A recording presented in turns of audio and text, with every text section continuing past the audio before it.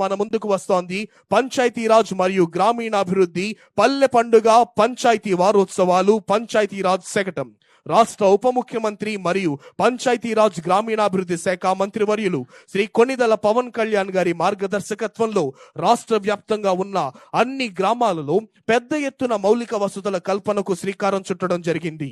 గ్రామాల్లో జరిగే అభివృద్ధి పనుల్లో మరింత పారదర్శకత, ప్రజల్లో జవాబుదారీతనం పెంపొందించే లక్ష్యంతో గత ఏడాది ఆగస్టు 23న రాష్ట్ర వ్యాప్తంగా 13,326 గ్రామ పంచాయతీల్లో ఒకే రోజున గ్రామ సభలు నిర్వహించి ప్రపంచ రికార్డును సృష్టించింది మన కూటమి ప్రభుత్వం.